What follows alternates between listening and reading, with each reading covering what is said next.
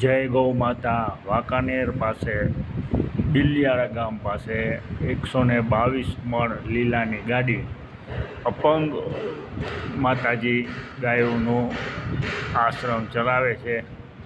જય ગૌ માતા, જય ગોપાલ, રાધે રાધે. બધી ગાયો માટે લીલાનો મનોરથ કરેલો છે. જય ગૌ માતા, જય ગૌ માતા.